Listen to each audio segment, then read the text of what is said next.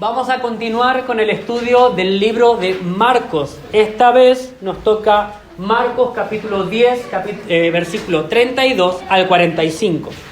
Para comenzar esto,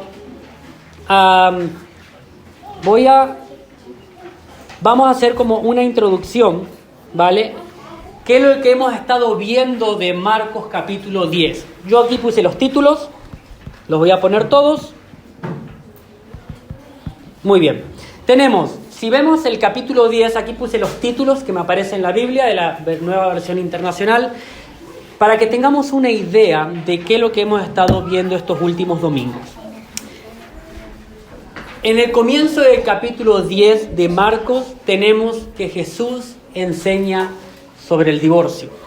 Algo que quiero destacar aquí es que Jesús está siendo atacado por los fariseos y está siendo confrontado por un tema acerca del divorcio.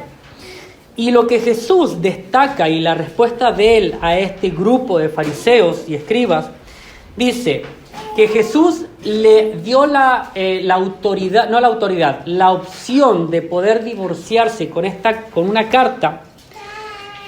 Dice que si Moisés le dejó escrito este mandato, es porque ustedes son muy tercos, pero desde el primer día Dios hizo al hombre y a la mujer para que vivan juntos. Entonces, la gran idea de esta sección era que al final los fariseos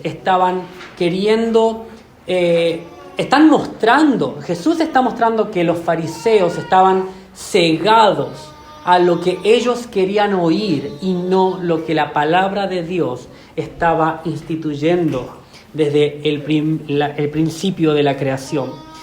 Después pasamos al versículo de que Jesús bendice a los niños. Esta parte no la hemos expuesto, pero algo que quería destacar era que dice el versículo 14 y 15, dejen que los niños se acerquen a mí, no se lo impidan, porque el reino de Dios es de los que son como ellos. Les aseguro que quien no confía en Dios como lo hace un niño, no puede ser parte del reino de Dios. En contraste a las dos primeras secciones, tenemos los fariseos y escribas que decían seguir y amar a Dios y estaban ciegos a lo que Jesús le estaba mostrando. Pero aquí hace un contraste con los niños y hace una referencia a cómo debe acercarse y creer a este Dios como un niño confiadamente, sin nada que aportar. Y tenemos la historia que nos ha enseñado Eric el domingo pasado, donde es el hombre rico. Y se encuentra en esta situación donde él había cumplido todo lo necesario para heredar la vida eterna. Y Jesús le dijo, una sola cosa te hace falta. Vende todo, dáselo a los pobres y sígueme. Pero este hombre se dio media vuelta y entristecido marchó porque este joven era rico y no quería dejar sus riquezas para seguir a Jesús. Jesús dice en el versículo 21, Jesús lo miró con amor y le dijo, solo te falta hacer una cosa, ve y vende todo lo que tienes y reparte ese dinero entre los pobres. Así Dios te dará un gran premio en el cielo. Después de eso, ven y conviértete en uno de mis seguidores.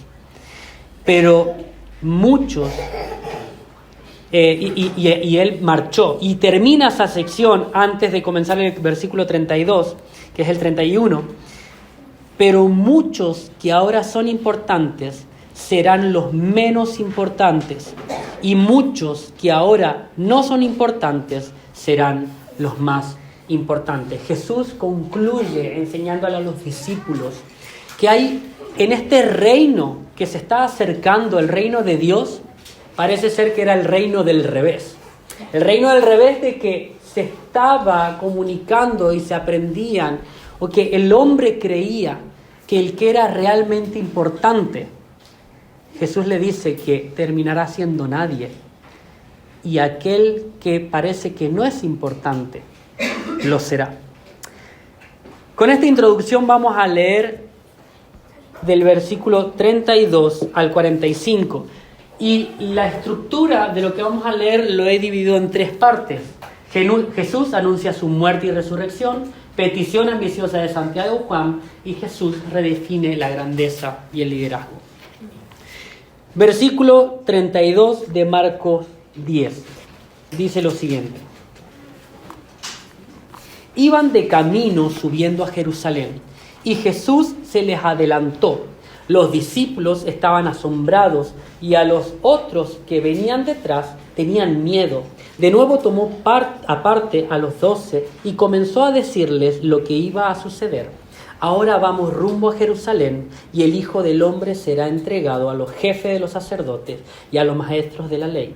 Ellos lo condenarán a muerte, lo entregarán a los gentiles, se burlarán de él, le escupirán, lo azotarán y lo matarán, pero a los 3 días resucitará. Se le acercaron Jacobo y Juan, hijos de Zebedeo. Maestro, le dijeron, queremos que nos concedas lo que te vamos a pedir. ¿Qué quieren que haga por ustedes? Concédenos que en tu glorioso reino uno de nosotros se sienta a tu derecha y el otro a tu izquierda. No saben lo que están pidiendo, les replicó Jesús. ¿Pueden acaso beber el trago amargo de la copa que yo bebo o pasar por la prueba del bautismo con la que voy a ser probado? Sí podemos. Ustedes beberán de la copa que yo bebo, le respondió Jesús, y pasarán por la prueba del bautismo con el que voy a ser probado. Pero al sentarse a mi derecha o a mi izquierda, no corresponde a mí concederlo. Eso ya está decidido. Los otros 10, al oír la conversación, se indignaron contra Jacobo y Juan. Así que Jesús los llamó y le dijo, como ustedes saben, los que se consideran jefes de las naciones oprimen a los súbditos y los altos oficiales abusan de su autoridad. Pero entre ustedes no debe ser así. Al contrario, el que quiera hacerse grande entre ustedes deberá ser su servidor. Y el que quiera ser el primero deberá ser esclavo de todos. Porque ni aun el Hijo del Hombre vino para que le sirvan, sino para servir y para dar su vida en rescate por muchos. La primera sección que tenemos, Jesús anuncia su muerte y su resurrección. Esta historia la tenemos reflejada también en otros 2 evangelios. Está en Marcos está en Marcos ahora que estamos leyendo, y está en Mateos y está en Lucas. Entonces tenemos estas descripciones paralelas, pero la que tenemos aquí da más detalles que las otras.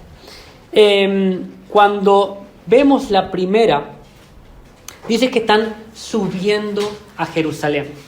Y si se fijan geográficamente, al final Jerusalén está hacia arriba. Está, como decir, estamos en Ponferrada, y eso es algo muy curioso al llegar aquí. Cuando uno dice, sí, vamos a subir para Ponferrada. Normalmente la gente sube para un pueblo, baja para otro.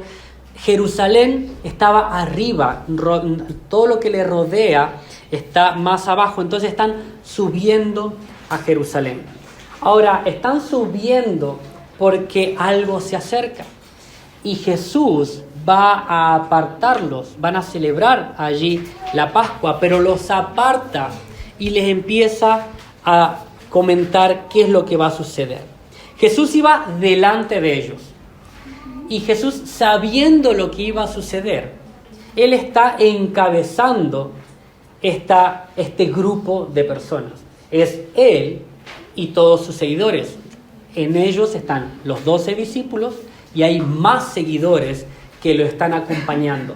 Ya hemos estudiado, Él estaba haciendo milagros, enseñando, estaba haciendo como famoso su nombre, y muchas personas le seguían y estaban aprendiendo de Él. No todos estaban siguiéndole por las razones adecuadas, pero sí estaba siguiéndoles a ellos. Jesús va delante de ellos y a la vez nos describe que aquí este grupo, algunos estaban perplejos o confundidos, y otro grupo tenía miedo. Hay emociones descritas en esta caravana que está yendo y subiendo a Jerusalén. Ellos sabían que algo importante estaba por acontecer. Jesús ya le estaba preparando y le estaba anunciando que algo iba a suceder. Primeramente hay dos informaciones. El reino de Dios se está acercando, pero a la vez también está diciendo que su muerte está cerca. ¿Cómo puede compaginar estas dos verdades? Pero aún hay preocupación y hay miedo por lo que iba a suceder, por la información que ellos estaban teniendo. A la vez, ellos están pensando en el reino de Dios como un reino terrenal. Iba a haber tensión entre lo que Jesús y sus discípulos y sus seguidores iban a ir a hacer a la capital, mientras que los gobernantes que estaban en Jerusalén, el grupo religioso o los mismos romanos, iban a oponerse a ese golpe de realidad, de verdad, golpe de Estado, tal vez alguno lo hubiera llamado, pero iban con miedo, pero iban confundidos en saber qué iba a suceder. No sé si alguna vez has tenido esta sensación de que algo importante va a suceder, pero puedes tener miedo, quedas confundido, no sabes qué va a suceder de esa situación tan tensa. Pero así iban, Jesús al frente. Y algo que me encanta, y le decía a mi esposa, a Ichi, cuando dice que apartó, el versículo 32, apartó a los 12 y empezó a contarles qué iba a suceder. Se me venía la imagen, primeramente a mí de pequeño, cuando tus padres agarraban y decían, vale, vamos a ir a tal lado, así que vengan, esto es lo que va a suceder, ¿vale? En mi caso, si vamos a la casa de mi abuela y de mi abuelo, es decir, vale, vamos a ir a la casa de los abuelos, no pidan comida. Compórtense bien, no pidan nada para ver en la tele. No, y ya nos dan unas ciertas indicaciones porque ella ya nos conocía, ya sabía qué es lo que nosotros queríamos hacer y sabíamos cómo íbamos a reaccionar. Lo mismo a nosotros hacemos hoy con nuestros niños. Los preparamos para un lugar que vamos a ir porque los conocemos. En este caso Jesús les va a contar más en detalle lo que va a suceder con su vida. ¿Cómo van a reaccionar estos discípulos? Pues este es el tercer anuncio en Marcos que tenemos, que Jesús está diciendo.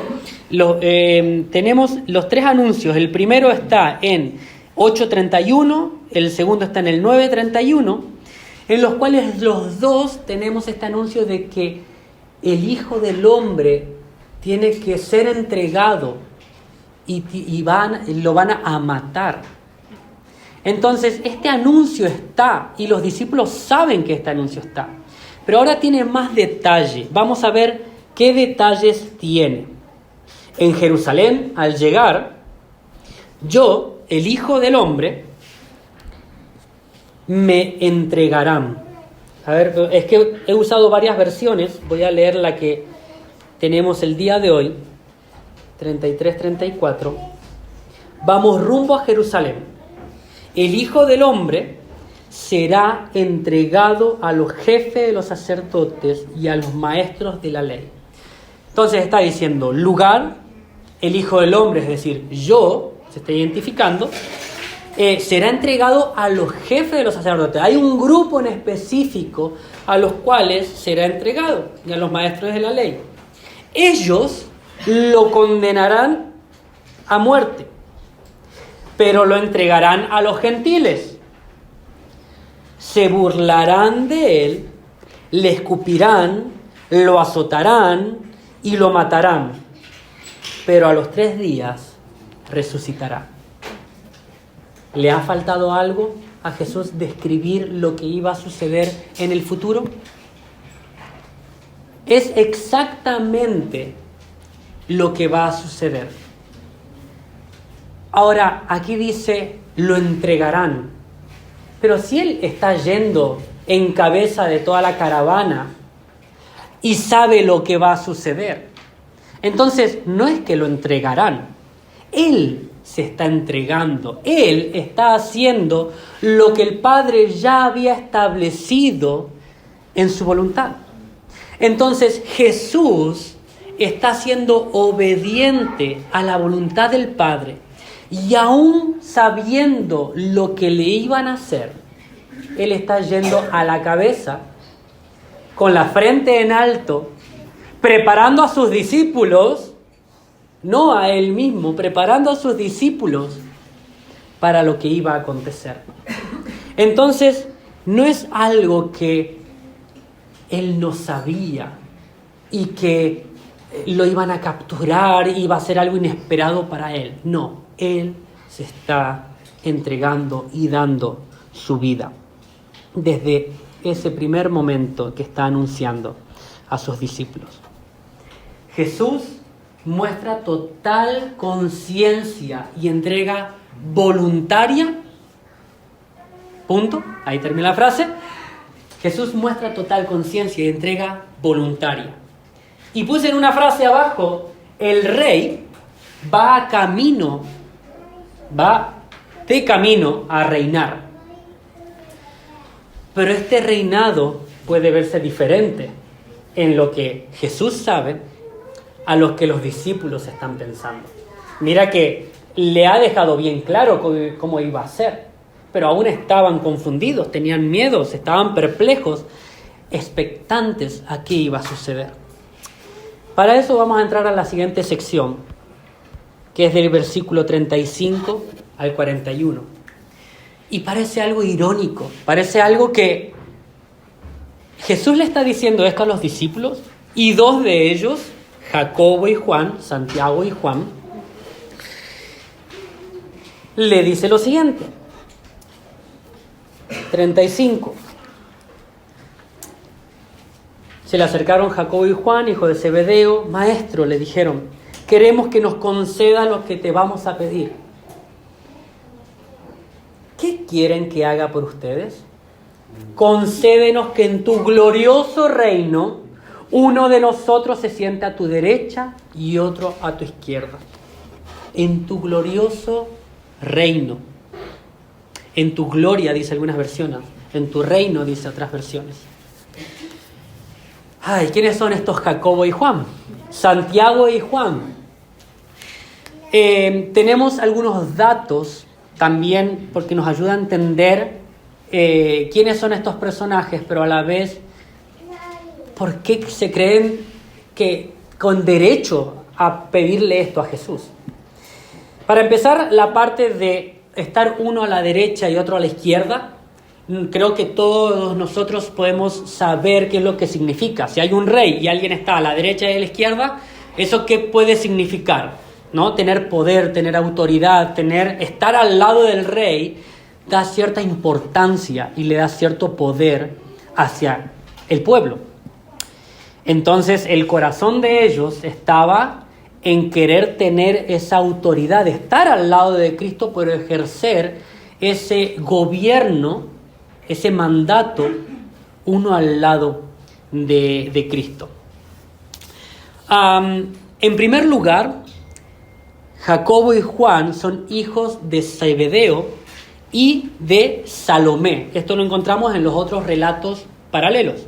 No lo tengo aquí en pantalla, pero simplemente para comprender, la madre Salomé podría ser pariente, hermana de María, la madre de Jesús. Esto podría explicar, ¿no? Esto es según la tradición y según otros relatos donde Jesús, al estar en la cruz, dice, está María, su hermana, y después María Magdalena y demás. Entonces lo asocian a que esta Salomé, la madre de estos dos discípulos, podría ser la hermana de la madre de Jesús, es decir, que Jacobo y Juan podrían ser los primos de Jesús. Por eso tal vez podría haber cierta confianza, o podría haber cierta confianza de Salomé, en otro relato paralelo, que pide que sus hijos, Jacobo y Juan, se siente uno a la derecha y otro a la izquierda. Por otro lado, ellos fueron llamados como discípulos, eran pescadores en el mar de Galilea, pero también tenemos el relato de Marcos 3:17, donde Jesús los llamó a ellos dos Boanerges, que esto significaba hijos del trueno, probablemente por su carácter. Parece ser que este nombre que les había puesto no era, si uno a mi hijo le llamo hijo del trueno, no significa que daría la imagen de tranquilo, ¿verdad? Hijo del trueno significa que es algo con carácter, que sea carácter impetuoso, apasionado y fuerte. Y esto nos guía a cuál era ese carácter o por qué salen a hacer estas preguntas. Y ahora, otro dato, que junto con Pedro formaron el grupo más cercano de Jesús. Estuvieron en la resurrección de la hija de Jairo, estuvieron en la transfiguración y en Getsemaní. Entonces estos dos eran dentro del círculo íntimo. Esto no les daba derecho a pedir estar a la derecha y otro a la izquierda, porque Jesús les va a explicar un poco más qué es lo que puede significar. Pero para entender esto es que ellos querían estar uno a la derecha y otro a la izquierda, pudiendo reinar o gobernar junto con Cristo. Pero vemos la respuesta a la petición. No saben lo que piden. En su mente lo que ellos tenían era que Cristo, que Jesús iba a reinar en su reino terrenal. Iba a ser un poder político. Y Jesús, cuando reinara, pues claro, quería tener su mano derecha y su mano izquierda para poder ejercer ese dominio sobre el pueblo, pero yo creo que no tanto como ese pueblo. Nosotros vimos recién en los niños cuál era el deseo de un rey malo. El que no hace lo que el rey quiere, o lo que yo, que soy mano derecha, quiere. Entonces, ¿qué es lo que sucede? El que no obedezca a lo que yo estoy imponiendo, pues voy a dar la ejecución que yo ponga. Y tal vez ese era uno de esos deseos en cómo ellos querían gobernar. Es más, ellos dos, cuando los samaritanos no quieren recibir a Jesús, no creen en Jesús, ellos son los primeros que están diciendo: Jesús, ¿quieres que pidamos a Dios como Elías que mande fuego sobre Samaria, sobre estos samaritanos? Ese era el corazón que ellos tenían. Querían reinar y ejercer poder, pero con dominio egoísta. No saben lo que piden. No sé si me estoy pasando. Sí, me estoy pasando algo que dice, antes de llegar a los 10 discípulos. Bien, 38. No saben lo que están pidiendo, le replicó Jesús. ¿Pueden acaso beber del trago amargo de la copa que yo bebo? Cuando Jesús se refiere a ese trago amargo de la copa que va a beber, está refiriéndose a ese sufrimiento que Jesús va a tener al beber de la copa de la ira del juicio de Dios. En el Antiguo Testamento tenemos varios versículos que nos guían en referencia a esa copa de vino espumante que Jesús está preparando y derrama sobre aquellos que están haciendo lo que Dios no quiere, los que están yendo en contra de Dios. Y esa es la ira que merecen aquellos que no siguen a Dios. Ahora, Jesús estaba sometiéndose voluntariamente a Dios. Pero ahora Él está dispuesto a beber esa copa amarga y le está diciendo a los discípulos: ¿acaso ustedes quieren beber de esa copa amarga? No creo que estén entendiendo por completo lo que esto significa. Que Dios derrame esa ira del juicio hacia ellos significaba la muerte, sufrimiento, separación eterna. Y es lo que Jesús estaba dispuesto a beber. Cuando dice, pasarán por la prueba del bautismo en el que voy a ser probado. Este bautismo no se refiere al bautismo como hoy entendemos del bautismo en las aguas. Ese bautismo significa esa copa derramada me está llenando por completo. Ese es el sufrimiento hecho activo en la persona que lo está recibiendo. Entonces, ese bautismo, ese sometimiento a la ira de Dios que él iba a pasar, que iba a estar cubierto, seguramente no era lo que Jacobo y Juan querían pasar. Pero les dice,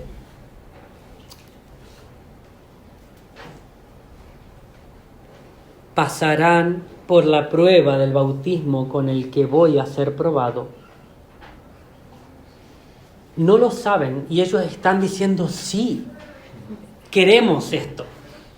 Aunque no comprenden por completo lo que eso significa para ellos en su totalidad, ellos van a pasar por esas pruebas. Es más, estos dos personajes van a sufrir por el Evangelio.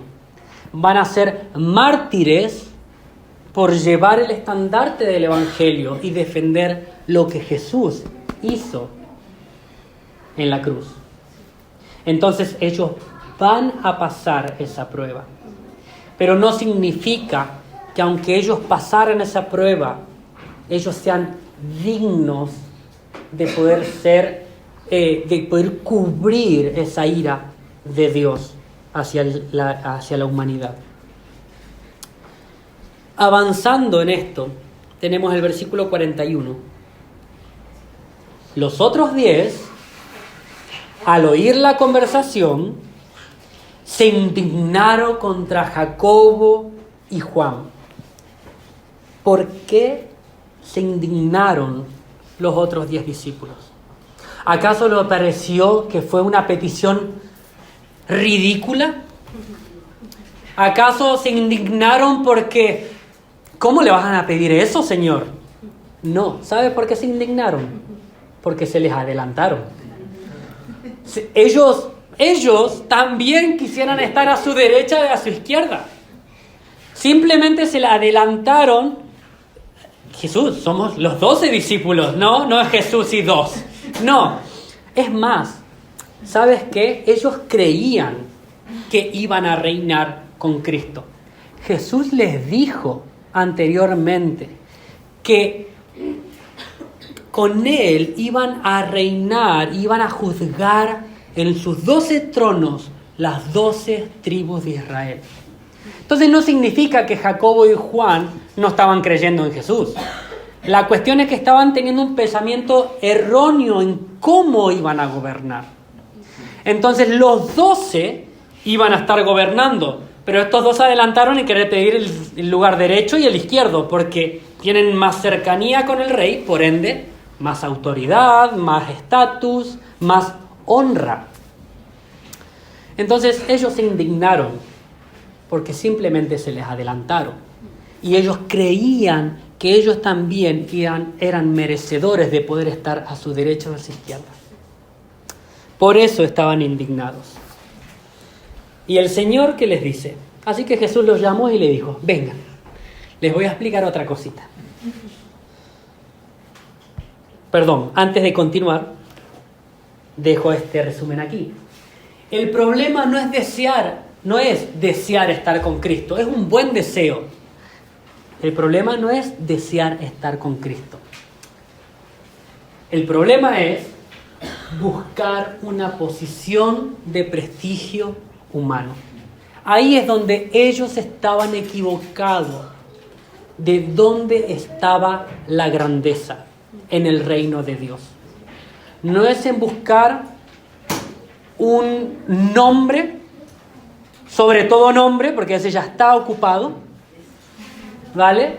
Sino que el llamado es otro. Entonces estaban equivocados. Continuamos con la siguiente sección, donde Jesús los llama a todos y dice así. Así que Jesús los llamó y le dijo: como ustedes saben, los que se consideran jefes de las naciones oprimen a los súbditos y los altos oficiales abusan de su autoridad. Yo aquí he puesto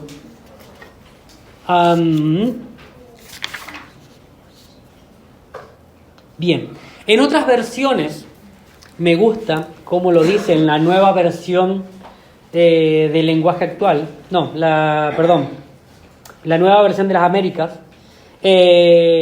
Ustedes saben que los que son reconocidos como gobernantes de los gentiles se enseñorean de ellos y que sus grandes ejercen autoridad sobre ellos. Entonces le está juntando y le está diciendo, vale, nosotros sabemos cómo funciona este mundo. Los gobernantes se creen amos de este mundo. Se creen que están por encima de a quienes gobiernan. Y no solamente con esto, sino que se enseñorean. Y la definición de enseñorar es hacerse dueño y señor. Entonces, los gobernantes, los que son importantes en la sociedad de ese entonces y en este entonces, se creen dueños del pueblo. Se creen dueños y señores. Y así en su creencia, con ese corazón lleno de orgullo y diciendo que este pueblo me pertenece, ejerzo autoridad sobre ellos. ¿Qué tipo de autoridad puede ejercer una persona que se cree tu dueño? ¿Cómo te manda alguien con un corazón corrompido creyendo que es tu dueño? Así es como se maneja el mundo. Así es como se gobierna el mundo. Pero, dice, los altos oficiales abusan de su autoridad. Y el versículo 43 empieza con un pero. Entre ustedes no debe ser así. El reino de Dios tiene una manera diferente de cómo deben comportarse. Tú te crees grande, tú te crees importante. Vamos a ver cómo se tiene que ver. Al contrario, el que quiera hacerse grande entre ustedes deberá ser su servidor. Y el versículo 44, y el que quiera ser el primero debe ser esclavo de todos. Tengo estas dos palabras aquí. Primero, ¿quieres ser importante? Debes servir a todos. ¿Qué lógica tiene esa? Hoy en día, ¿tú crees que un gobernante, el cual se cree dueño de la sociedad, va a estar sirviendo a todo su pueblo? Tal vez antes de las elecciones, para la foto. Pero nadie que se cree dueño y que con esa autoridad se va a poner en la posición de sirviente. Y aquí hay dos palabras que se utiliza en griego, y una es diáconos, ¿no?, que es servir, y diáconos tenemos, es más, en la iglesia primitiva tenemos cómo se utiliza después la palabra diáconos para servidores dentro de la iglesia, ¿no? Pero diáconos debe ser todo aquel seguidor de Jesús. El llamado es ser sirvientes, ser servidores, ser personas que están dispuestas voluntariamente a hacer algo por otro. Si lo vemos en la historia, Jacobo y Juan, lo primero que se le ocurrió a ir a Jerusalén no era, ¿qué necesitan? A ver, los otros 10 discípulos, ¿necesitan algo? ¿Necesitan agua? ¿Necesitan comida? Jesús, ¿qué necesitas? No. Su corazón estaba en adelantarse a los otros y poder pedir el lugar derecho y el izquierdo. Así no es el reino de Dios. El que quiera ser importante debe servir a todos los demás. Y cuando dice en el versículo 44, y el que quiera ser el primero, es decir, más aún, deberá ser esclavo de todos. Y aquí hay una definición en cuanto a esclavo. ¿A quién le gustaría ser esclavo? ¿Alguien? Mira que yo me ofrezco como amo. Ahora, a nadie le gustaría ser esclavo. Pero la cuestión es que esta palabra sube de nivel la palabra servir. Es decir, que el esclavo sirve, pero sirve a un amo, sirve a alguien que le pertenece. El amo tiene a su siervo y el siervo pertenece al amo. Entonces le sirve, pero le sirve voluntariamente, pero a la vez le sirve porque él es el amo. Entonces, la idea de ser esclavo es que este servicio a un voluntario lo hago no solamente porque yo me estoy ofreciendo, sino porque me someto a mi amo. Le voy a poner un ejemplo. Jesús mismo viene a servir. Lo va a decir en el versículo 45. Porque ni aun el Hijo del Hombre, yo, vine para que me sirvan, sino para servir y dar mi vida en rescate por muchos. ¿Qué es lo que hizo Jesús? Jesús vino a servir y no a ser servido. ¿De qué manera viene a servir? Viene a servir voluntariamente, a ofrecer muchas cosas buenas que han sido relatadas en el Evangelio a las personas. Pero también se hizo esclavo. ¿Por qué? Porque ese servicio y se sometió a la voluntad ¿de quién? A la voluntad del Padre. Entonces Él se hizo siervo, se humilló, se sometió a la voluntad del Padre. Es así como cada uno de nosotros debemos vivir nuestra vida cristiana. Si somos seguidores de Jesús, si somos discípulos de Jesús, este es el mayor ejemplo que tenemos, que es servirnos unos a otros en amor. Pero servir no porque simplemente lo estoy dando de mi gratitud, no, porque fui comprado a precio de sangre y tengo un dueño, tengo un amo, soy esclavo de Cristo, soy esclavo de Dios. Y no es algo malo. Tiene que salir de nuestra mente que ser esclavo en esta circunstancia no es algo malo, es algo bueno. Y me estoy sometiendo voluntariamente a lo que Dios ha dicho. Dice, yo soy así. No vine a este mundo para que me sirvan. Jesús está dando el mayor ejemplo, sino para servir a los demás.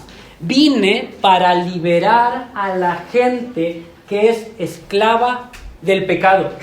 Y para lograrlo, pagaré con mi vida. Eso es lo que le está diciendo. Ya les dije cómo va a suceder. Vine, cómo se tiene que vivir en este reino. Ya el reino se está acercando. El reino va a comenzar, pues, hay que ser coherente con este reino. Como resumen, Jesús el Mesías, siervo y esclavo perfecto, que dio su vida. ¿Qué hace con esto? Nos libera del pecado y nos enseña el camino esencial de un discípulo, de un seguidor de Jesús. Es el modelo. Como hijos de Dios, como su pueblo que somos, iglesia, somos llamados, primeramente agradecidos porque Él nos libera del pecado. Pero somos llamados a que caminemos de una manera esencial de que es un discípulo.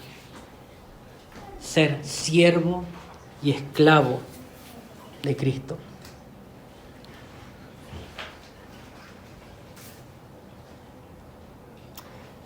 ¿Cómo se ve esto en nuestras vidas? Estoy terminando una materia en la cual estoy viendo la vida de este misionero, William Carey, Guillermo Carey. Si no conocen mucho de su vida, estaría bueno estudiarlo. A mí me ha impactado. Llevo ya semanas estudiando su vida y su compromiso en cuanto a él, al nacer en la pobreza, a pesar de las dificultades, es guiado y llevado al Evangelio, donde conoce estas verdades que esos discípulos lucharon con gran valor para llevar este Evangelio a muchos lugares del mundo. Aquí nos encontramos entre 1761 y su fallecimiento en 1834, donde la sociedad estaban en Inglaterra y el Evangelio estaba siendo ejercido, pero no estaba siendo compartido, no estaba yendo a demás naciones. En la vida de él he podido ver este servicio y esclavo de Cristo, al poder dejar muchas cosas de lado, al no contar con todas las cosas que le sucedían alrededor, para vivir para Cristo, para llevar el Evangelio a todo el mundo, que es lo que Dios había establecido, lo que Jesús había comisionado. Este personaje es llamado el padre de las misiones, porque crea y anima y está haciendo un movimiento y es en su vida el ejemplo de ir a India, de poder proclamar, predicar, pero no solamente esto, traducir, imprimir Biblias. Está haciendo una gran labor, utilizando todos los medios que él tiene, sus recursos, para llevar el Evangelio a todas las naciones. No es porque él podía hacerlo o era capaz o tenía todos los recursos. Si estudian su vida, tenía todo el viento en contra para poder avanzar. Pero aún así, él paso a paso iba y podía, con esa vista puesta en Jesús, lo que él ha hecho, viendo por amor a aquellas personas que no conocían del amor de Cristo. Se puso en el lugar de sirviente, en el lugar de esclavo, para poder llevar esta verdad, el Evangelio de Cristo.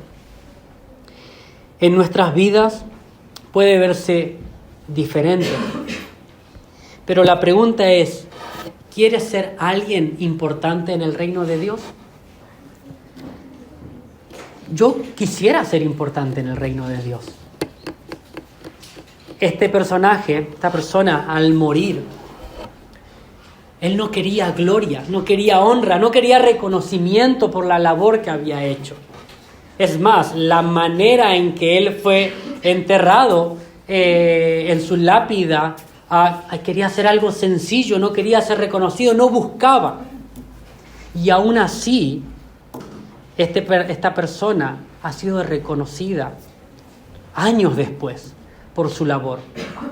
Pero ese no era el merecimiento que él buscaba, como Jacobo y como Juan. No quería estar a la derecha o a la izquierda, sino que quería cumplir en obediencia lo que Dios ya lo había llamado. La pregunta para hoy para ustedes es: ¿quieres ser importante en el reino de Dios? Vivamos según el reino de Dios. Ya tenemos las indicaciones. Sírvanse unos a otros en humildad. Dice en Filipenses 2, 3 al 5: no hagan nada por egoísmo o para vanagloria, sino que con actitud humilde cada uno de ustedes considere al otro como más importante que a sí mismo, no buscando cada uno sus propios intereses, sino más bien los intereses de los demás. Haya pues en ustedes esta actitud que hubo también en Cristo Jesús.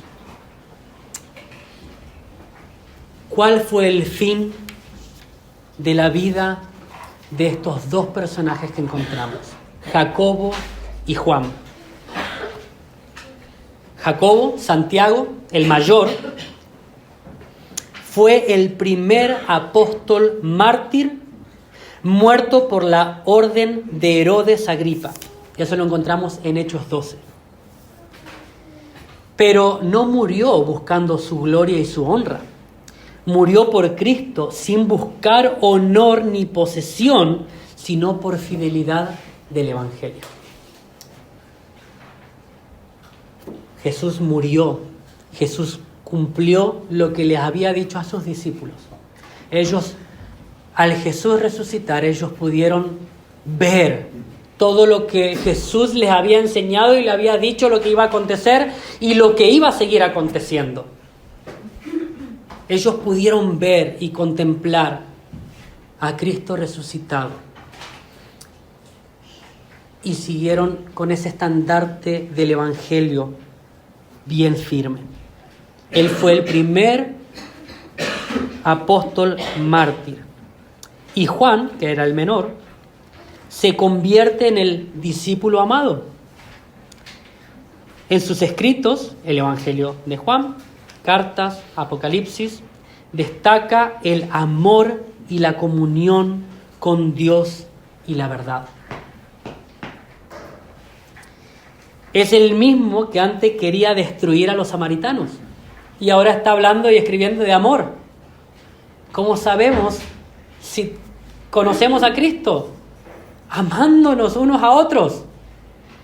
¿Qué ha cambiado en esta persona?